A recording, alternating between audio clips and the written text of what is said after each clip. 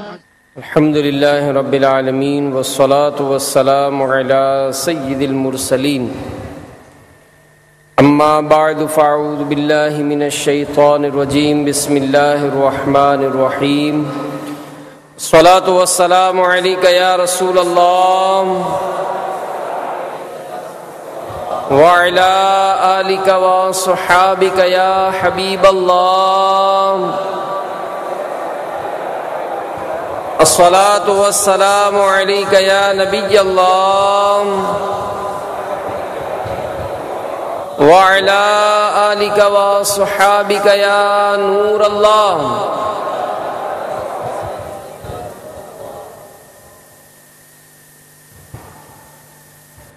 نویت سنت الاعتکاف۔ فرمان مصطفیٰ صلی اللہ تعالی علیہ وآلہ وسلم، نیت المؤمن خیر من عملہ، مسلمان کی نیت اس کے عمل سے بہتر ہے۔ اللہ کی رضا کے لیے اور ثواب بڑھانے کے لیے آئیے اچھی نیتیں کر لیتے ہیں کہ رضا الہی کے لیے، حصول ثواب کے لیے، علم دین حاصل کرنے کے لیے بیان میں شریک رہوں گا۔ علم دین کی تعظیم کی خاطر جتنا ہو سکا دو زانوں بیٹھ کر خوب کان لگا کر توجہ کے ساتھ بیان سنوں گا۔ جو باتیں سنوں گا اسے یاد رکھوں گا، عمل کروں گا، دوسروں تک پہنچانے کی کوشش کروں گا۔ جہاں جہاں اللہ کا نام پاک آئے گا وہاں عز وجل، اور جہاں سرکار کا اسم مبارک آئے گا وہاں صلی اللہ علیہ وسلم پڑھوں گا۔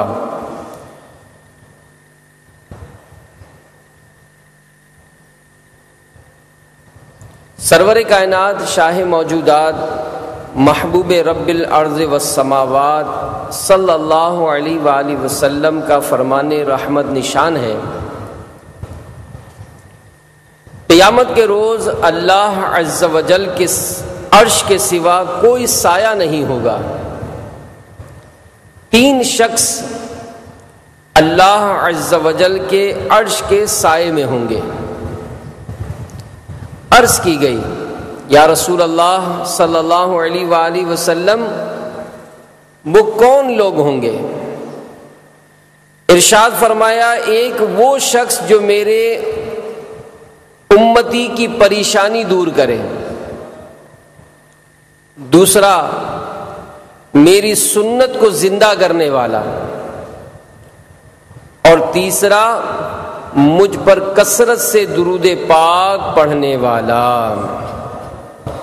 یا الہی گرمی محشر سے جب بڑھ کے بدن، یا الہی گرمی محشر سے جب بڑھ کے بدن، دامن محبوب کی ٹھنڈی ہوا کا ساتھ ہو، دامن محبوب کی ٹھنڈی ہوا کا ساتھ ہو۔ آمین۔ صلو علی الحبیب صلی اللہ تعالی علی محمد۔ حضرت سیدنا عبد الرحمن بن علی جوزی علیہ رحمت اللہ القوی نے عیون الحکایات میں ایک دلچسپ سبق آموز حکایت نقل کی ہے۔ دعوت اسلامی کے اشاعتی ادارے مکتبۃ المدینہ نے اس کے دو حصے بھی جاری کیے ہیں، عیون الحکایات حصہ اول اور حصہ دوم۔ بہت ہی پیاری کتاب ہے، اسے ضرور حاصل کریں، مطالعہ کریں، گھر میں رکھیں انشاءاللہ عز وجل۔ گھر کے افراد، آپ کے بچے بھی اس کو بڑے شوق سے پڑھیں گے اور نصیحت کے مدنی پھول حاصل کریں گے۔ آپ نے لکھا ہے کہ کسی گھر میں ایک عجیب و غریب ناگن رہا کرتی تھی، جو روزانہ سونے کا ایک انڈا دیا کرتی۔ گھر کا مالک مفت کی دولت ملنے پر بڑا خوش تھا. اس نے گھر والوں کو تاکید کر رکھی تھی کہ وہ یہ بات کسی کو نہ بتائیں. کئی ماہ تک یہ سلسلہ یوں ہی چلتا رہا. ایک دن ناگن اپنے بل سے نکلی اور ان کی بکری کو ڈس لیا. اس کا زہر ایسا جان لیوا تھا کہ دیکھتے ہی دیکھتے بکری کی موت واقع ہو گئی. یہ دیکھ کر گھر والوں کو بڑا طیش آیا, بڑا غصہ آیا, اور ناگن کو ڈھونڈنے لگے کہ کسی طرح اسے مار ڈالیں. مگر اس شخص نے یہ کہہ کر ان کا غصہ ٹھنڈا کیا کہ ہمیں ناگن سے ملنے والے سونے کے انڈے کا نفع یہ بکری کی قیمت سے کہیں زیادہ ہے, لہذا پریشان ہونے کی ضرورت نہیں. کچھ عرصے بعد ناگن نے ان کے پالتو گدھے کو ڈس لیا. وہ بھی فوراً مر گیا. اب تو وہ شخص بھی بڑا سخت گھبرایا, مگر لالچ کے مارے اس نے فوراً خود پر قابو پایا اور کہنے لگا کہ اس نے آج ہمارا دوسرا جانور مار ڈالا ہے. خیر کوئی بات نہیں, اس نے کسی انسان کو نقصان نہیں پہنچایا. گھر والے بھی چپ ہو رہے. اس کے بعد 2 سال کا عرصہ گزر گیا مگر ناگن نے کسی کو نہیں ڈسا. اہل خانہ بھی اپنے جانوروں کے نقصان کو بھول گئے. پھر ایک دن اس ناگن نے ان کے غلام کو ڈس لیا. اس بیچارے نے مدد کے لیے اپنے مالک کو پکارا, مگر اس سے پہلے کہ مالک اس تک پہنچتا زہر کی وجہ سے غلام کا جسم پھٹ چکا تھا. اب وہ شخص پریشان ہو کر کہنے لگا کہ اس ناگن کا زہر تو بہت خطرناک ہے. اس نے جس کو ڈسا فوراً وہ موت کی گھاٹ اتر گیا. اب کہیں یہ میرے گھر والوں میں سے کسی کو نہ ڈس لے. کئی دن اسی پریشانی میں گزر گئے کہ اس ناگن کا کیا کیا جائے. دولت کی حرص نے ایک بار پھر اس شخص کی آنکھوں پر پٹی باندھ دی اور اس نے یہ کہہ کر اپنے گھر والوں کو مطمئن کر دیا کہ اگرچہ اس ناگن کی وجہ سے ہمیں نقصان ہو رہا ہے مگر سونے کے انڈے بھی تو ملتے ہیں, لہذا ہمیں پریشان نہیں ہونا چاہیے. کچھ ہی دنوں بعد ناگن نے اس کے بیٹے کو ڈس لیا. فوراً طبیب کو بلایا گیا لیکن وہ بھی کچھ نہ کر سکا اور اس کی موت واقع ہو گئی. جوان بیٹے کی موت میاں بیوی پر بجلی بن کر گری.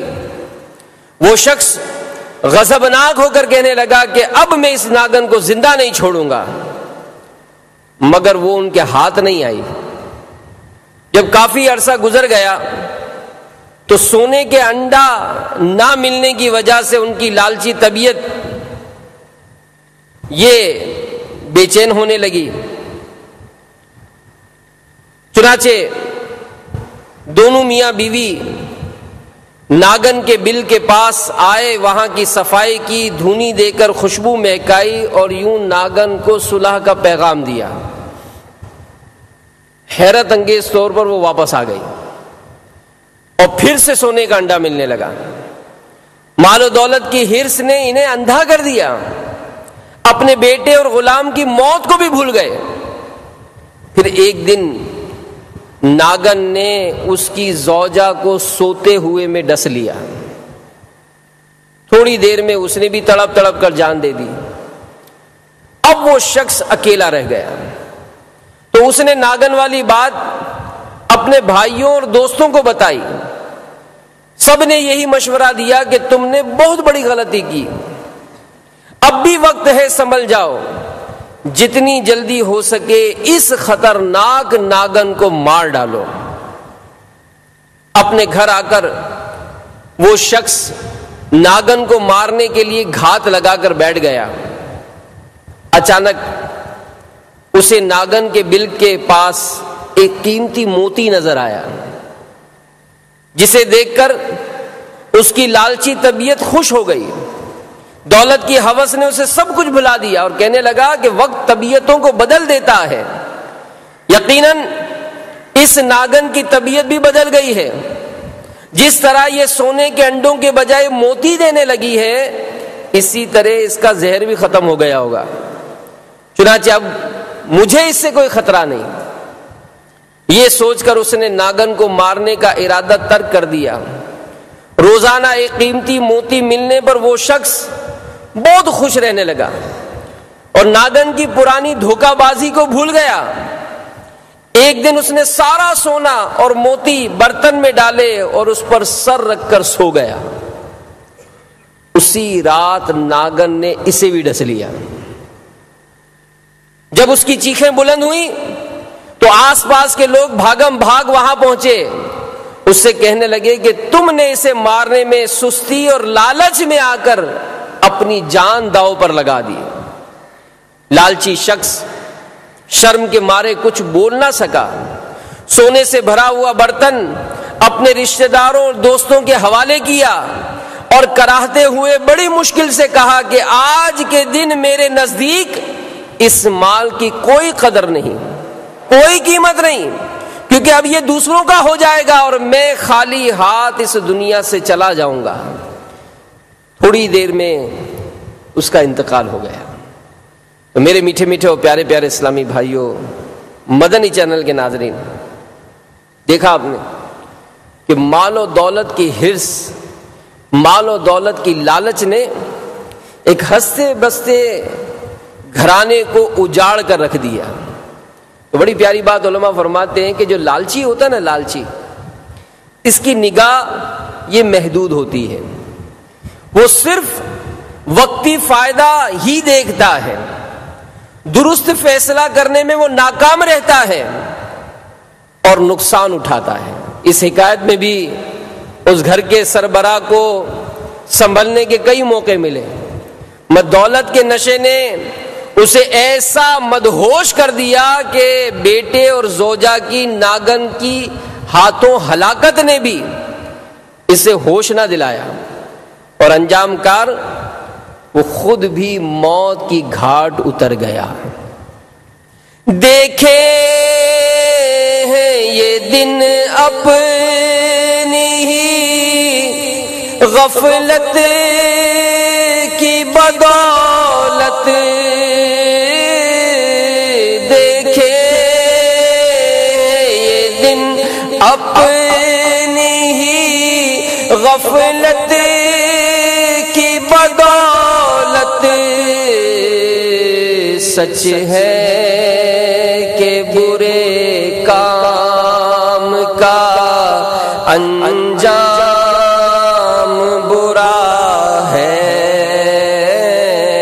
سچ ہے کہ برے کام کا انجام برا ہے۔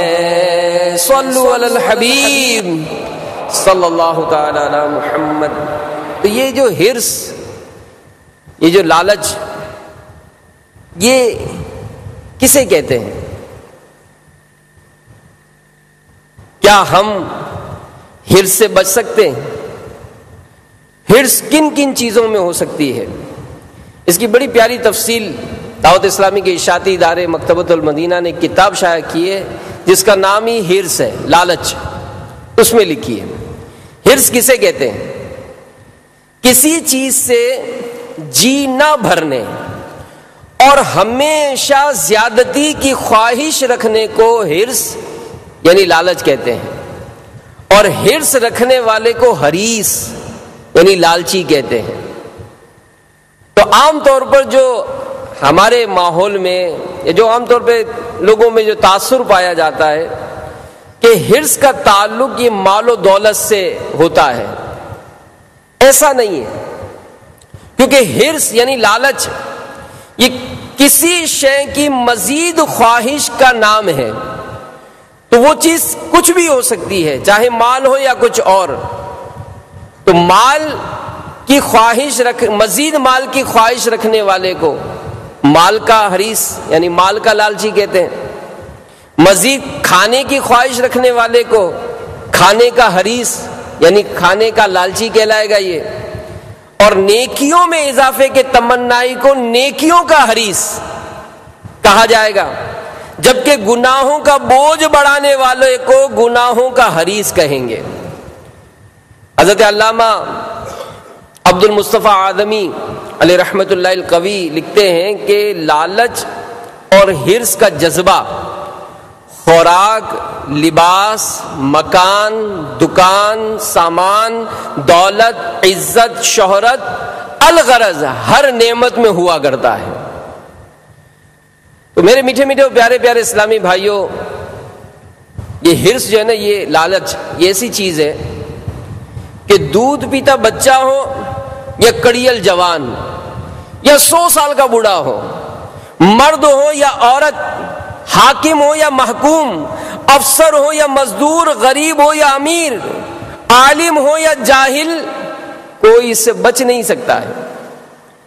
یہ الگ بات ہے کہ کسی کو ثواب آخرت کی حرص ہوتی ہے تو کسی کو مال و دولت، جاہ و حشمت، عزت و شہرت کی۔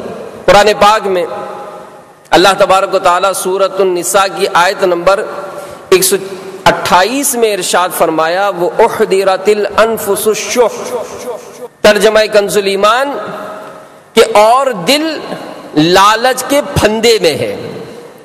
تو تفسیر خازن میں اس آیت کے تحت لکھا ہے کہ لالچ دل کا لازمی حصہ ہے، کیونکہ یہ اسی طرح بنایا گیا ہے۔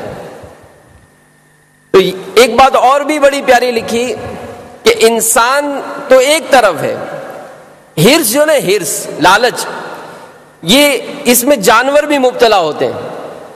کتے کا لالچ یہ بڑا مشہور ہے کہ اگر امیر علیہ سنت نے اس کی کئی مثالیں بھی ارشاد فرمائی کہ ایک کتا اگر کسی مری ہوئی بھینس کے پاس آ جائے، اب اس کو وہ کھانے کو مل جائے تو حالانکہ یہ پوری بھینس کھا نہیں سکے گا، لیکن جیسے دوسرا کتا اس کے پاس آئے گا نا، یہ بھوں بھوں کر کے اس کو بھگائے گا کہ بس یہ پوری گائے، پوری جو بھینس ہے یہ میں ہی کھا جاؤں۔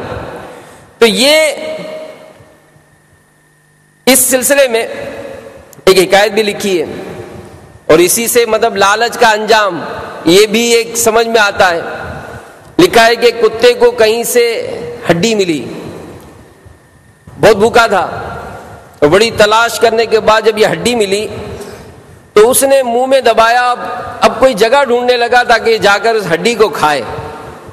تو ایک نہر کے کنارے کنارے چل رہا تھا، تو ایک دم اس کی نظر جو ہے نہر میں پڑی۔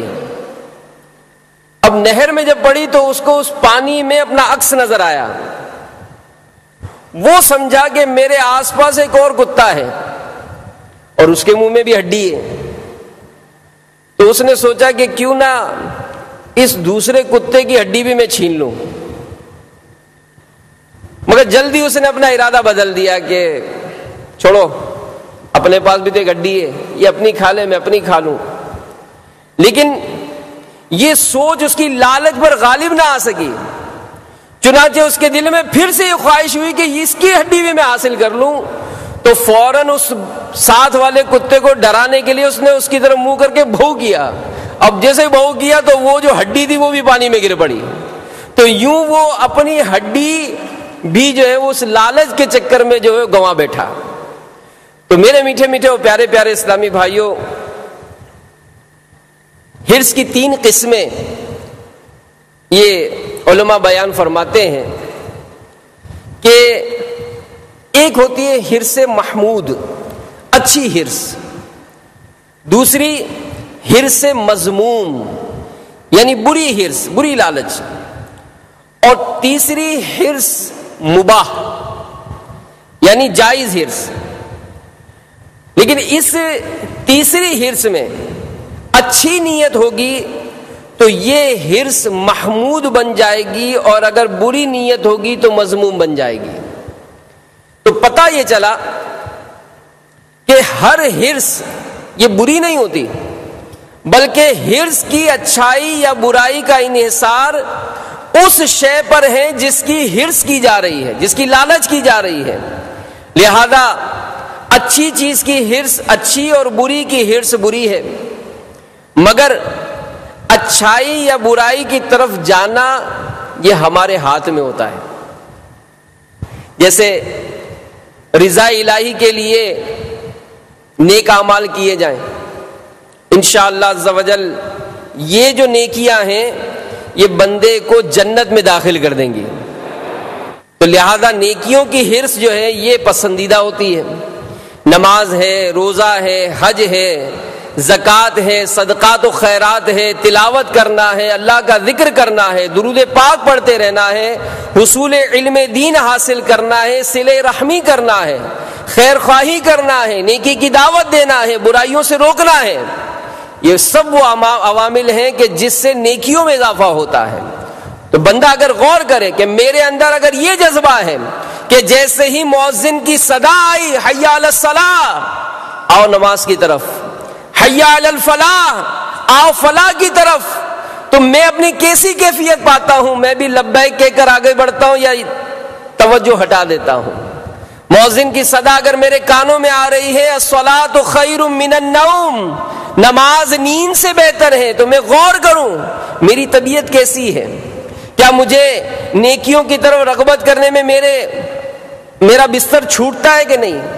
میں مسجد میں پہلے آنے والوں میں شامل ہوتا ہوں یا نہیں، اس لیے کہ پہلی صف کی فضیلت زیادہ ہے؟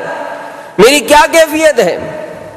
تو یہ جو نیکیوں کی حرص ہے، میں اپنا وقت ضائع نہیں کرتا ہوں۔ میں بازار میں اگر داخل ہوتا ہوں تو بازار میں داخل ہونے کی دعا پڑھ لیتا ہوں۔ میں جب گھر میں سے نکلتا ہوں تو گھر سے نکلنے کی دعا پڑھ لیتا ہوں۔ میں سیڑھیاں اترتا ہوں تو سبحان اللہ سبحان اللہ سبحان اللہ کا ورد کرتا رہتا ہوں۔ میں جب اونچائی کی طرف چڑھتا ہوں تو اللہ اکبر اللہ اکبر اللہ اکبر کہتے رہنے کی عادت بناتا ہوں۔ میں اپنی آنکھوں کی حفاظت کرنے کی غرض سے اکثر نگاہیں نیچی رکھنے کی کوشش کرتا ہوں۔ مجھے فضول باتیں نہ کرنی پڑے اس لیے میں کوشش کرتا ہوں کچھ نہ کچھ میں لکھ کر گفتگو کروں۔ تو یہ اگر میری طبیعت ہے، اس کا مطلب مجھے نیکیوں کی لالچ ہے۔ میں چاہتا ہوں کہ میرے نامہ اعمال میں نیکیوں میں بڑھوتی ہو جائے، بڑھوتی ہو جائے۔ میں نماز پڑھتا ہوں لیکن امامے کے ساتھ پڑھتا ہوں، اس لیے کہ امامے کے ساتھ نماز پڑھنا یہ ثواب کو بڑھا دیتا ہے۔ میں دن کا اکثر حصہ باوضو گزارتا ہوں، اس لیے کہ باوضو رہنے والا یہ بھی باوضو رہنا بھی عبادت ہے، تو یوں مجھے یہ عبادت کا ثواب ملتا ہے۔ تو یوں میرے میٹھے میٹھے پیارے پیارے اسلامی بھائیوں، روزمرہ کے اپنے جو معمولات ہیں اس پر غور کریں۔ میں سیدھے ہاتھ سے چیز لیتا ہوں، سیدھے ہاتھ سے دیتا ہوں، اس لیے کہ یہ سنت ہے، تو یہ چیز میری نیکیوں میں اضافہ کرے گی۔ میں درود پاک کی کثرت کرتا ہوں، جب جب مجھے موقع ملتا ہے میں اہتمام کے ساتھ میں تلاوت قرآن کا معاملہ کرتا ہوں۔ روزانہ رات میں سورہ یاسین شریف کی تلاوت کرتا ہوں، سورہ ملک شریف کی تلاوت کرتا ہوں۔ صبح بھی میرے اوراد و وظائف کے معمول ہیں۔ میں رات سونے کی جلد کوشش کرتا ہوں کیونکہ نماز تہجد کے لیے اٹھوں، اس فضیلت کو حاصل کروں۔ میں فجر کی نماز پڑھنے جب جماعت کے ساتھ جاتا ہوں تو ذکر و اذکار میں مصروف رہتا ہوں، اور یوں سورج طلوع ہونے کے بعد اشراق و چاش کی نماز ادا کرنے کے بعد میں گھر آتا ہوں۔ تو یوں میرے میٹھے میٹھے اسلامی بھائی، اگر ہم غور کریں اور سوچیں تو اپنا تو محاسبہ کر ہی سکتے ہیں کہ میری طبیعت میں نیکیوں کی حرص ہے یا نہیں ہے۔ اور اگر یہ نہیں ہے تو آئیے دعوت اسلامی کا مدنی ماحول یہ ہمیں یہی تو سوچ فراہم کرتا ہے کہ اس مختصر سی زندگی کو اس طرح گزارنے کی کوشش کریں کہ رب تعالی ہم سے راضی ہو جائے، قیامت کے دن پیارے محبوب علیہ الصلوۃ والسلام کی ہمیں شفاعت نصیب ہو جائے، اور ایسا معاملہ ہو جائے کہ جنت میں آقا صلی اللہ علیہ وآلہ وسلم کے قدموں میں جگہ نصیب ہو جائے، میرا ایمان سلامت رہے۔ اس طرح کے معاملات کرنے کے لیے اللہ کی رحمت دعوت اسلامی کا یہ مدنی ماحول ہے کہ ہمیں یہ سوچ فراہم کرتا ہے۔ پھر جس طرح گناہوں کا ارتکاب ممنوع ہے، اسی طرح ان کی حرص بھی ممنوع اور مذموم ہوتی ہے، کیونکہ اس لالچ، اس قسم کی لالچ، یہ گناہوں کی جو لالچ ہے، اس کا انجام کیا ہوگا؟ آتش دوزخ میں جلنا۔ مثلا رشوت ہے، اگر اس کا میرا لینا دینا ہے، میری چوری کرنے کی عادت ہے، بد نگاہی سے میں اپنے آپ کو نہیں بچاتا ہوں، معاذ اللہ بدکاری کے جرم میں مبتلا ہوں، حب جا کے مرض میں مبتلا ہوں، فلمیں ڈرامے دیکھنے کا بہت شوق ہے، گانے باجے سننے کا بہت شوق ہے، نشے کا عادی ہوں میں، جوئے کی میری لالچ ہے، جوئے کا مرض میں مبتلا ہوں، غیبت کرتا ہوں، تہمت کرتا ہوں، گالی گلوچ، بدگمانی، لوگوں کے عیب ڈھونڈنے، دوسروں کے عیب اچھالنے کہ مجھ میں مضمون صفتیں موجود ہیں، تو غور کریں کہ یہ تو مجھے کہیں ایسا نہ ہو کہ یہ افعال مجھے جہنم میں داخل کر دیں۔ اور دعوت اسلامی میں ان امراض سے بچنے کے لیے بھی مدنی ذہن ملتا ہے، اور پھر ہم جا بجا نعرے لگاتے ہیں کہ غیبت کے خلاف جنگ، غیبت کے خلاف جنگ، چغلی کے خلاف جنگ، بد نگاہی کے خلاف جنگ، یہ جنگ جاری رہے گی۔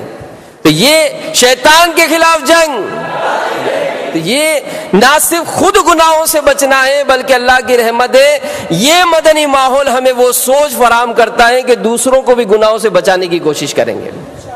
پھر تیسری بات، حرص مباح،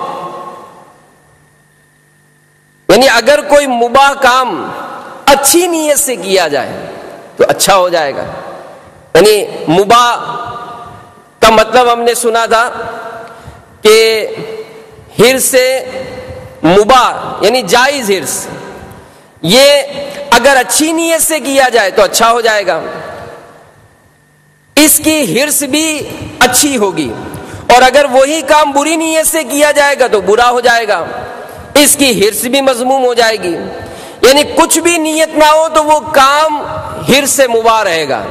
میرے آقا اعلیٰ حضرت امام اہل سنت مجدد دین و ملت پروانہ شمع رسالت مولانا شاہ امام احمد رضا خان علیہ رحمت الرحمن فرماتے ہیں کہ ہر مباح یعنی ایسا جائز عمل جس کا کرنا نہ کرنا یکساں ہو، نیت حسن یعنی اچھی نیت سے مستحب ہو جاتا ہے۔ اور فقہاء کرام فرماتے ہیں کہ مباحات یعنی ایسے جائز کام جس پر نہ ثواب نہ گناہ، ان کا حکم الگ الگ نیتوں کے اعتبار سے مختلف ہو جاتا ہے۔ اس لیے جب بھی کسی مباح سے عبادت پر قوت حاصل کرنا یا عبادات تک پہنچنا مقصود ہو تو یہ مباحات یعنی جائز چیزیں بھی عبادات ہوں۔ مثلا کھاتے پیتے ہیں، اب کیوں کھاتے پیتے ہیں؟ ایک تو جواب ہوتا ہے کہ جناب بھوک لگی اس لیے کھا رہے ہیں۔ کیوں کھا رہے ہیں بھائی؟ بھوک لگی اس لیے کھا رہے ہیں۔ امیر اہل سنت دامت برکاتہم عالیہ ہمیں علم نیت عطا فرماتے کہ کھانا کھانے سے پہلے نیت کریں کہ اس کے ذریعے عبادت پر قوت حاصل کروں گا، تو اب یہ کھانا کھانا بھی عبادت میں شامل ہو جائے گا، اچھی نیت ہو جائے گی۔ تو اس طرح کئی مثالیں، جیسے عطر لگانا، ہم میں سے اکثر نے عطر لگایا ہوگا، اب یہ مباح کام ہے جس پر اچھی اچھی نیتیں کر کے ثواب کمایا جا سکتا ہے۔ چنانچہ اچھی اچھی نیتوں کے ساتھ عطر لگانے کی حرص ہو تو اس کی یہ حرص محمود ہوگی۔ عارف باللہ محقق علی الاطلاق خاتم المحدثین حضرت علامہ شیخ عبدالحق محدث دہلوی علیہ رحمت اللہ القوی لکھتے ہیں کہ مباح کام میں بھی اچھی اچھی نیتیں کرنے سے ثواب ملے گا۔ مثلا خوشبو لگاتے ہیں، اب خوشبو کیوں لگائی؟ خوشبو لگانے میں اتباع سنت، کہ خوشبو لگانا سنت ہے، اور مسجد میں جاتے ہوئے تعظیم مسجد کی نیت بھی کی جا سکتی ہے۔ فرحت دماغ یعنی دماغ کی تازگی اور اپنے اسلامی بھائیوں سے ناپسندیدہ بو دور کرنے کی نیت ہو تو ہر نیت پر الگ الگ ثواب ملے گا۔ خوشبو لگانے میں اکثر شیطان جو ہے نا یہ غلط نیتوں میں مبتلا کر دیتا ہے، لہذا اگر کوئی اس نیت سے خوشبو لگائے گا کہ لوگ واہ واہ کریں گے، یار آج کون سی خوشبو لگائی ہے، ذرا اپنا بھی نام ہو جائے گا، اور جدھر سے گزروں گا تو خوشبو مہک جائے گی، لوگ مڑ مڑ کر دیکھیں گے کہ یار بڑی زبردست خوشبو آ رہی ہے اس سے، تو لوگ میری تعریف کریں گے۔ تو اگر اس طرح کا بری نیتیں ہیں تو یہ مذموم ہے۔ چنانچہ اس نیت سے خوشبو لگانے کی حرص جو ہے یہ بھی مذموم ہوگی۔ حجت الاسلام حضرت سیدنا ابو حامد امام محمد بن محمد غزالی علیہ رحمت اللہ الوالی کا فرمان عالی ہے کہ اس نیت سے خوشبو لگانا کہ لوگ واہ واہ کریں یا قیمتی خوشبو لگا کر لوگوں پر اپنی مالداری کا سکہ بٹھانے کی نیت ہو تو ان صورتوں میں خوشبو لگانے والا گناہگار ہوگا، اور خوشبو بروز قیامت مردار سے بھی زیادہ بدبودار ہوگی۔ تو ہمیں چیک کرنا ہے، اور اس چیک کرنے کا جو انداز قبلہ امیر اہل سنت دامت برکاتہم عالیہ فرماتے ہیں کہ کوئی بھی کام کریں تو ذرا سا ٹھہر جائیں، ذرا سا ٹھہر جائیں۔ کہ اسلام بھائی بیان کرتے ہیں کہ امیر اہل سنت دامت برکاتہم عالیہ نے خوشبو لگانے کی نیت، خوشبو استعمال کرنے کے لیے عطر کی شیشی اٹھائی ایک بار، لیکن غالباً اس خیال سے پھر واپس رکھ دی کہ اگر میں صرف خوشبو حاصل کرنے کے لیے عطر لگاؤں تو خوشبو ملے گی، مگر دل میں سنت کی نیت حاضر نہ ہونے کی بنا پر سنت کا ثواب نہیں ملے گا۔ آپ نے واپس رکھ دی۔ چند لمحوں کے بعد امیر اہل سنت دامت برکاتہم عالیہ نے دوبارہ عطر کی شیشی اٹھائی اور سنت کی نیت سے خوشبو استعمال فرمائی۔ امیر اہل سنت فرماتے ہیں کہ میری یہ کوشش ہوتی ہے کہ جب نماز کے لیے تیاری ہو تو تعظیم نماز کی نیت سے خوشبو استعمال کر کے نماز پڑھوں۔ اب خوشبو لگائیے، لیکن اچھی نیت ہوگی تو مجھے ان تمام چیزوں کا اچھا ثواب ملے گا۔ ایک بزرگ رحمت اللہ تعالی علیہ کے بارے میں لکھا، کسی کتاب میں پڑھا تھا کہ آپ ایک مرتبہ کسی سے ملنے گئے تو انہوں نے نیا مکان بنایا تھا، اب ایک روشن دار کھڑکی نکلی ہوئی تھی، تو آپ نے پوچھا کھڑکی کیوں نکالی ہے؟ تو اس نے کہا کہ اس لیے کہ تاکہ ہوا اور روشنی کا گزر ہوگا یہاں سے۔ تو آپ نے فرمایا کہ جب یہ سوراخ کیا تھا تو ہوا بھی آنی ہے، روشنی بھی آنی ہے، کیا ہی اچھا ہوتا کہ سوراخ کرتے ہوئے نیت ہوتی کہ اس سے نیک لوگوں کی زیارت کروں گا، اذان کی آواز سنوں گا، تو جب یہ اچھی اچھی نیتیں شامل ہوتی تو یہ کھڑکی نکالنا بھی آپ کا کار ثواب ہو جاتا۔ تو بہرحال ہم نے ان تینوں نیتوں کے بارے میں سنا اور یہ حقیقت بھی کھلی کہ حرص ہماری طبیعت میں رچی بسی ہوئی ہے، اس سے مکمل طور پر کنارہ کش نہیں ہو سکتے، لیکن اس حرص کا رخ موڑنا یہ ہمارے اختیار میں ہے۔ امامہ باندھتے ہیں، بعض اسلام میں مستقل باندھتے ہیں، امیر اہل سنت نے اس میں تربیت فرمائی کہ چونکہ ہماری عادت ہے تو ہم اس امامہ باندھنے میں کیا نیتیں کرتے ہیں، تو آپ فرماتے تھوڑی دیر رک جائیں اور سوچیں، غور کریں کہ میرا یہ امامہ باندھنا کیوں ہے؟ اس لیے کہ میرے آقا صلی اللہ علیہ وآلہ وسلم کی سنت ہے، اب سنت پر عمل کا ثواب ملے گا۔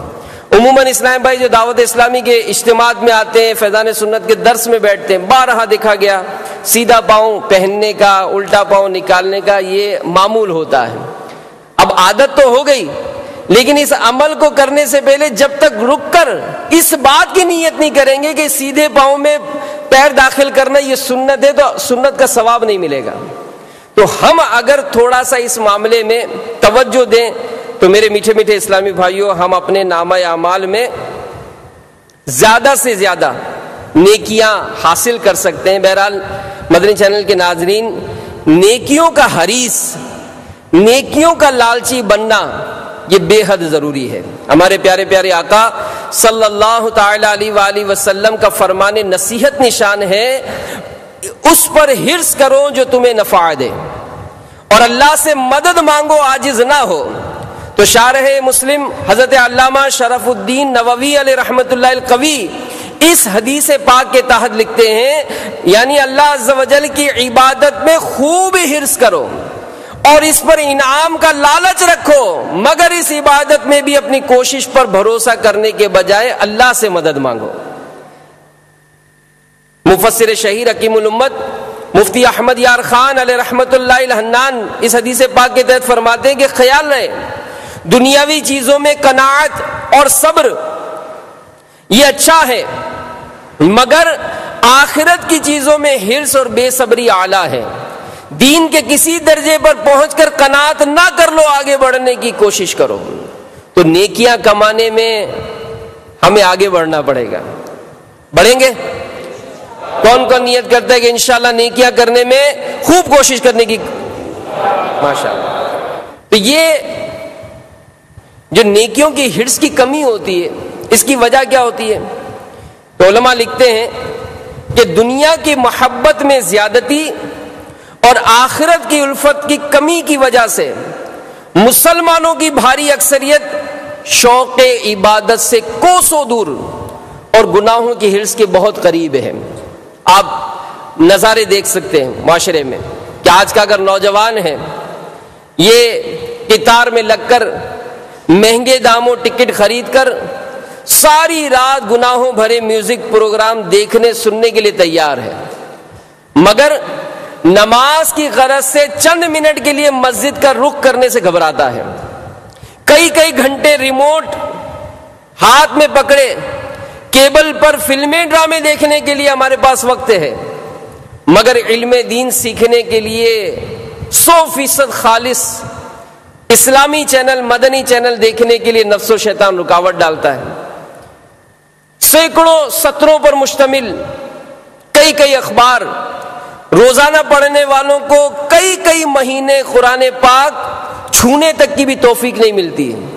رمضان میں پڑھا ہوگا، بالکل آپ نے پورا قرآن پڑھا، لیکن غور کریں کہ اب یہ قرآن جزدان میں لپیٹ کر کتنا اونچا رکھ دیا ہے آپ نے کہ بغیر اسٹول کے تو آپ کا ہاتھ بھی نہیں لگے گا وہاں پر. پورا سال وہاں رکھتے ہیں جناب. بعض تو پڑھتے ہیں رمضان میں، ورنہ ہر سال کپڑا تبدیل کر دیا جاتا ہے ہمارے ہاں. تو یہ کیوں ہوتا ہے میرے میٹھے میٹھے اسلامی بھائیوں؟ ہم برے دوستوں کی گندی صحبت میں بلا ناگا گھنٹوں اپنا وقت برباد کرتے ہیں. لیکن اگر دعوت اسلامی والے ہم کو کہیں کہ چلیں جناب آج ہفتے میں ایک دن ہم علاقائی دورہ کرتے ہیں، اور یہ مسجد میں نمازی بڑھانے کی گویا ایک مشین ہے، قافلے میں سفر کرانے کے لیے ایک مشین ہے، آئیے ہم علاقائی دورہ کریں تاکہ جو بے نمازی ان کو مسجدوں کی طرف لائیں. ہم اس کی طرف آنے کے لیے تیار نہیں. تو میرے میٹھے میٹھے اسلامی بھائیوں، یاد رکھیے زندگی یہ بے حد مختصر ہے، بہت مختصر ہے. ان قریب اس دنیا سے ہمیں چلے جانا ہے، اپنی قبر میں اترنا ہے، اپنی کرنی کا پھل بھگتنا ہے.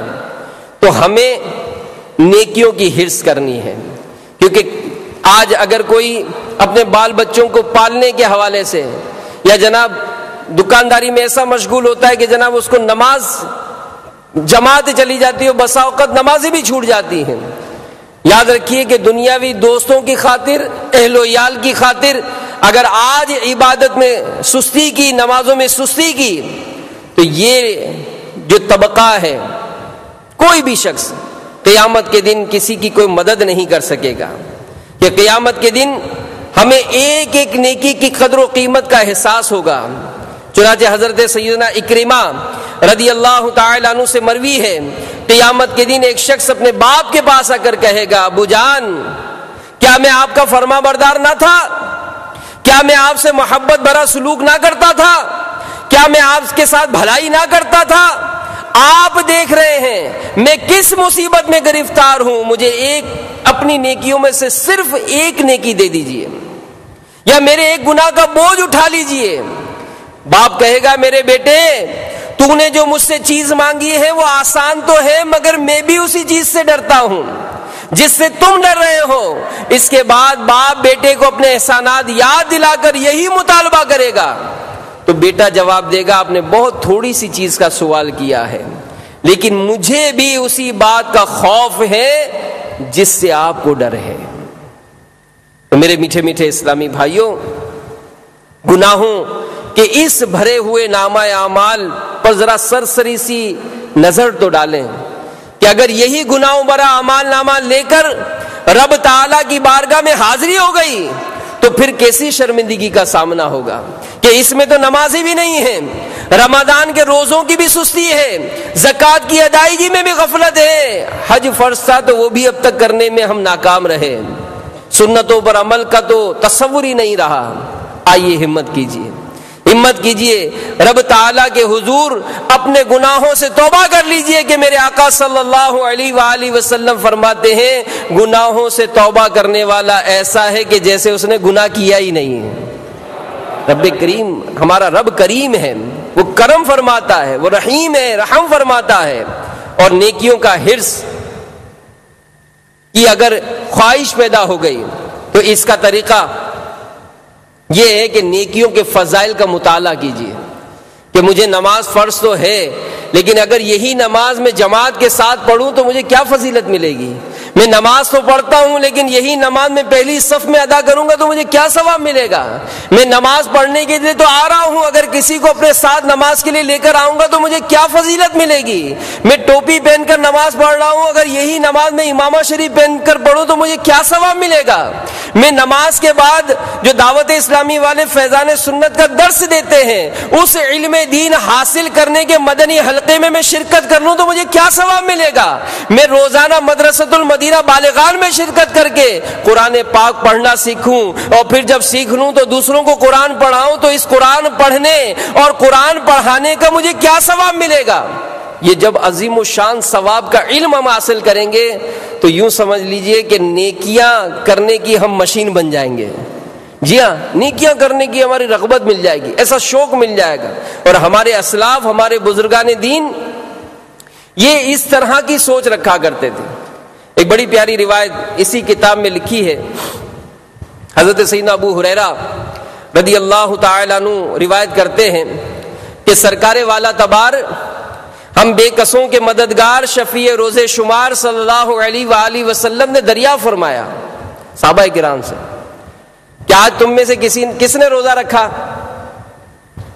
تو صدیق اکبر رضی اللہ تعالیٰ عنہ نے عرض کی کہ آقا میں نے۔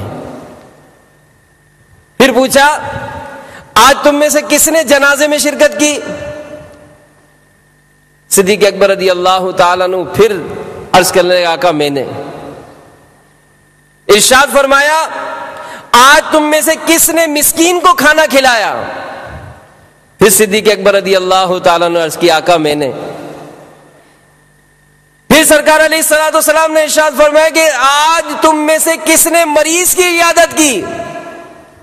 صدیق اکبر رضی اللہ تعالیٰ نے پھر عرض کی آقا میں نے۔ تو بحر و بر کے بادشاہ، دو عالم کے شہنشاہ، امت کے خیر خواہ صلی اللہ علیہ وآلہ وسلم نے ارشاد فرمایا جس کسی میں یہ خصلتیں جمع ہو جائیں وہ جنت میں داخل ہوگا۔ یہ ہمارے اسلاف۔ فاروق اعظم رضی اللہ تعالیٰ عنہ آپ پر نماز فجر سے پہلے خنجر سے قاتلانہ حملہ کیا گیا، آپ شدید زخمی ہونے کے باوجود اپنی زندگی کی آخری سانس تک نماز کا اہتمام فرماتے رہے۔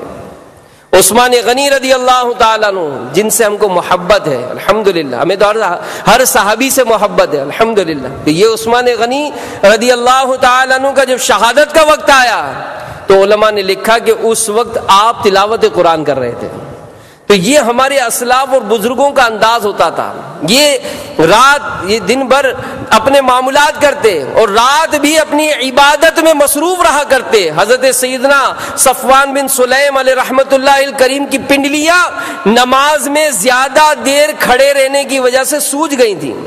آپ رحمت اللہ تعالیٰ علیہ کثرت سے عبادت کیا کرتے، یہاں تک علماء نے ان کے معاملات میں لکھا ہے کہ بالفرض آپ رحمت اللہ تعالیٰ علیہ سے یہ کہا جاتا کہ کل قیامت ہے تو بھی اپنی عبادت میں کچھ اضافہ نہ کر سکتے، یعنی ان کے پاس عبادت میں اضافہ کرنے کی گنجائش ہی نہیں تھی، اتنا اپنے آپ کو آپ نے مصروف رکھا تھا۔ تو ہم غور کریں اور سوچیں کہ ان اسلاف اور ان بزرگوں سے ہمیں پیار ہے، لیکن انہوں نے اپنی زندگی جو گزاری، کیا میں اپنی زندگی عبادت میں نہیں گزار سکتا؟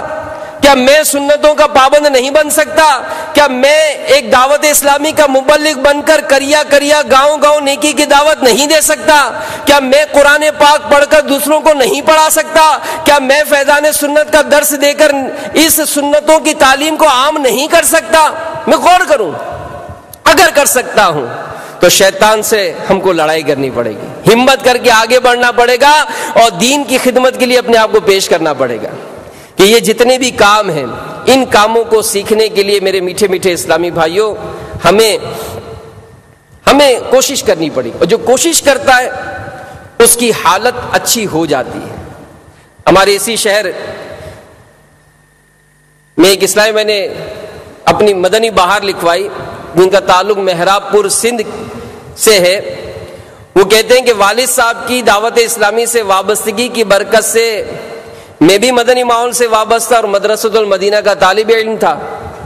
میرے والد صاحب روزگار کے سلسلے میں بیرون ملک چلے گئے، میں بہن بھائیوں میں سب سے بڑا تھا۔ آزادی ملی تو میرے پر پرزے نکلنا شروع ہوئے، میں اپنی مرضی سے کام کرنے لگا۔ رفتہ رفتہ نمازوں کی پابندی ختم ہو گئی، لڑنا جھگڑنا میرا معمول بن گیا۔ کردار بگڑا تو میرے سر پر عشق مجازی کا بھوت سوار ہو گیا اور مراد نہ ملنے پر نفسیاتی مریض بن کر رہ گیا۔ میرے بگڑنے کی خبر والد صاحب تک پہنچی، وہ بھی بڑے گھبرائے، پریشان ہوئے، مجھے فون پر سمجھانے کی کوشش کی لیکن میرے ڈھنگ نہ بدلے۔ اتنا ضرور ہوا کہ میرا ضمیر اب مجھے ملامت کرنے لگا۔ ایک دن بیٹھا بیٹھا میں مدنی چینل دیکھ رہا تھا کہ 63 دن کے تربیتی کورس کی وہاں پر ترغیب دلائی جا رہی تھی۔ میرے دل میں یہ کورس کرنے کا جذبہ پیدا ہوا، لیکن سوچ کر ہمت ہار گیا کہ میں تو بہت گناہ گار انسان ہوں، شیخ طریقت امیر اہل سنت یہ مجھے کہاں قبول فرمائیں گے۔ لیکن اگلے ہی روز ابو جان کا فون آ گیا، انہوں نے مجھ پر اس کورس کرنے کے لیے انفرادی کوشش کی۔ میرے منہ سے نکل گیا کہ ٹھیک ہے میں یہ کورس کروں گا۔ چنانچہ میں عالمی مدنی مرکز فیضان مدینہ عاشقان رسول کے اس مرکز میں پہنچ گیا۔ جو ہی میں نے فیضان مدینہ میں قدم رکھا تو ایسا روحانی سکون ملا جس کا میں بیان نہیں کر سکتا۔ تربیتی کورس میں داخلہ لینے کے بعد ایک نئی زندگی کا آغاز کیا، جس میں 5 وقت کی باجماعت نمازیں تھیں، تلاوت تھی، نعت شریف، ذکر و اذکار، نیکی کی دعوت کی بہاریں تھیں۔ تربیتی کورس مکمل کرنے کے بعد 12 ماہ کے مدنی قافلے میں سفر کی نیت کر کے جب میں واپس گھر پہنچا تو میرے والدین میرے کردار میں مثبت تبدیلیاں دیکھ کر حیران رہ گئے کہ یہ وہی ہمارا بیٹا ہے یا کوئی اور۔ میں نے عرض کی کہ یہ سب میرے باپا جان امیر اہل سنت کا فیضان ہے۔